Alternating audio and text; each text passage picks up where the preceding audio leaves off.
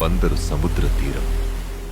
ఏటా కొన్ని వందల కోట్ల వ్యాపారం చేయగలిగిన సత్తా ఉన్న ప్రదేశానికి అతి సమీపంలో ఆర్థిక రేఖని అందుకోవటానికి ప్రయత్నించేవాళ్లు ఇంకా ఉన్నారు. కారణం దశాబ్ద కాలంగా ఆశగానే మిగిలిపోయిన వాళ్ల కల. ప్రతిరోజు మనలానే మార్పు కోసం ఎదురుచూడటం తప్ప ఏ మార్పు లేని వారి జీవితాల్లో తెల్లవారితే వలలు తీసుకుని తెరలు వేసుకుని వెళ్లటం, వెలుగుపోయే సమయానికి ఒడిలిపోయి రావటం వాళ్ల జీవితాల్లో చాలా మామూలుగా జరిగే విషయం. అన్ని రోజుల్లానే ఆ రోజు గడిచిపోయింది. సూర్యుడు కూడా వెళ్లిపోయాడు. కాని వాళ్ల జీవితాల్లో వెలుగు నింపే మరో సూర్యుడి ప్రస్తావన వెనకబాటుతనంతో మసిబారిన వారి జీవితాలు మారవా అని ఓ 18 ఏళ్ల కుర్రాడు అతని తల్లిని అడిగిన ప్రశ్నతో మొదలైంది. కరెంటు వచ్చాక చదువుకోవచ్చు, ముందు అన్నం తిను.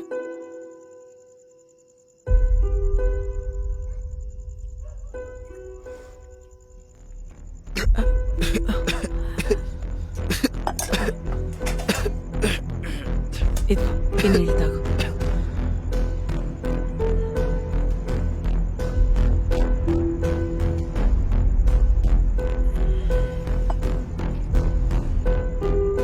ఏంటమ్మా ఇది? మనిషికి అవసరమైన కనీస సదుపాయాలు కూడా లేవు. మన బతుకులు మారవా?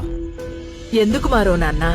తొందరలోనే మారుతాయి. ఈసారి ఆయన గెలుస్తాడు. వెనకబడ్డ మనలాంటి జీవితాల్ని ఆయన ఖచ్చితంగా మారుస్తాడు. అవునవును, ఇప్పుడున్నోళ్ళు ఉద్ధరించారు, చూశాం కదా. ఎన్నికలప్పుడు ఓట్ల కోసం వెంటపడేవాడు తప్ప అవసరం ఉంటే వెనకుండేవాడు ఒక్కడు కూడా లేడు. రేపటి భవిష్యత్తుకి భరోసా ఇచ్చి మనలాంటి బతుకులు మార్చే నిజమైన నాయకుడు వస్తాడు. వస్తాడు నిజమైన నాయకుడు. మొన్న ఇలాగే ఒకడు వచ్చాడు, నెత్తిన పెట్టుకున్నాం. ఏమైంది? అవును, 4 సంవత్సరాల క్రితం నా మెళ్ళో బంగారు మంగళసూత్రం ఉండేది. మరిప్పుడు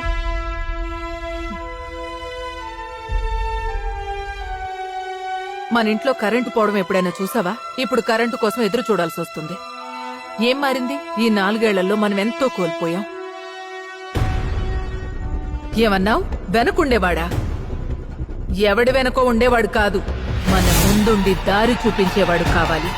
మన విజయాన్ని గుర్తించి వెన్ను తట్టి ముందుకు నడిపించే నిజమైన నాయకుడు రావాలి.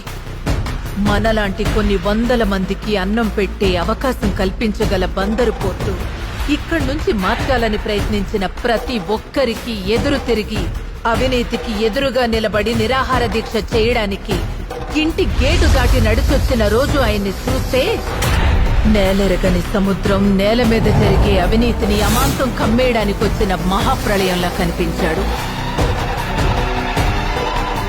ఆయన పేరే కొల్లు రవీంద్ర.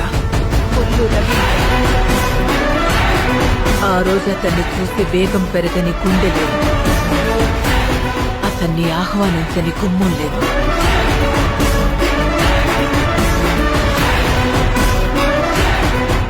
అది నాయకత్వం అంటే.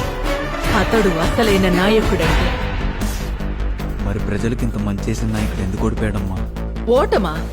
ఒడ్డు మీదుండే ఇసుక ఎగసిపడే అలని ఆపేశాననుకుంటుంది. కాని దిక్కుల్ని దాటే వేగంతో తిరిగొచ్చే కెరటం ధాటికి ఒడ్డేంటి? అడ్డుగా నిలబడ్డ ప్రతిదీ కనుమరుగైపోతుంది. కొంతమంది జనాలు తెలియక చేసిన తప్పుకి అందరం శిక్ష అనుభవిస్తున్నాం. అమ్మా, ఏం చూస్తే ఒక్కడే మరింత పెద్ద వ్యవస్థను ఎదిరించాలంటే ఇప్పుడేంటి? రాజకీయాల్లోకొచ్చిన తొలినాళ్ల నుంచే ఆయనకి ఇదేం కొత్త కాదు. ఆ తెగింపు చూసే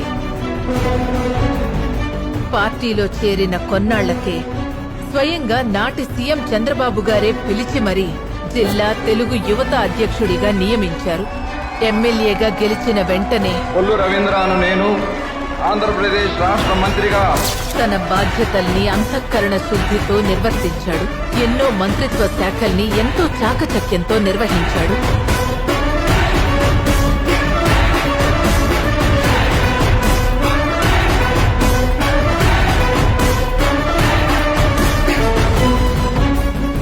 ఎన్నో అభివృద్ధి కార్యక్రమాలను చేపట్టి 2000 కోట్లకు పైగా నిధులు సేకరించారు.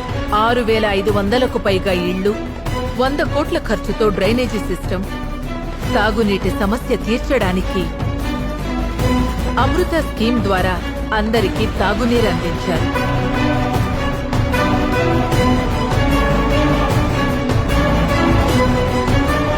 NH4 హైవేలు, యువత కోసం బీచ్ ఫెస్టివల్స్, ఇలా ఒక్కటేంటి ఎన్నో అభివృద్ధి కార్యక్రమాలను చేపట్టారు. గెలిచిన ఎమ్మెల్యే మంత్రి హోదాలోనే కాకుండా తన సొంత ట్రస్ట్ ద్వారా ఎన్నో సేవా కార్యక్రమాలను చేశాడు.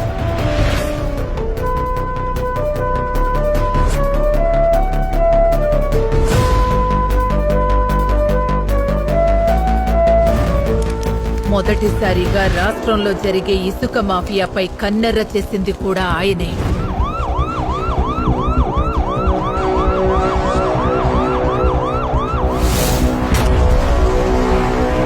ఆ ధాటికి తట్టుకోలేకే ఆయన వేగానికి నిలబడలేమని తెలుసుకుని ఎన్నో తప్పుడు కేసులు పెట్టి 54 రోజుల పాటు జైలు పాలు చేసింది ప్రభుత్వం. కానీ ఒక్క విషయం మర్చిపోయింది. ప్రజల అండదండలతో 500 రోజులకు పైగా నిరాహార దీక్ష చేసినోడికి 54 రోజులు లెక్క. నీటి పొరలను చీల్చుకుంటూ వెళ్లే ఎంత పెద్ద పడవనైనా ఆపగలిగే శక్తి ఒక్క లంగరికే ఉంటుంది. అవినీతి పరులు కమ్మిన ఈ ప్రభుత్వాన్ని దించి మనలాంటి వాళ్ల జీవితాలు మార్చే శక్తి మన నాయకుడొక్కడికే ఉంది. ఈసారి మరింత కొత్త శక్తితో కలిసొచ్చే ఈ కొల్లు కెరటం ఎవ్వరినీ ఏ పేరుని కనబడనివ్వదు. దానికి నా అని నీ అని తేడాలుండవు. ప్రజాక్షేమమే ధ్యేయంగా, అవినీతి నిర్మూలనే లక్ష్యంగా మన నాయకుడు మరొక మహానాయకుడుగా మారే యుద్ధంలో మనం కూడా సైనికులమవుదాం. మన నాయకుడు కొల్లు రవీంద్ర గారిని గెలిపించుకుందాం.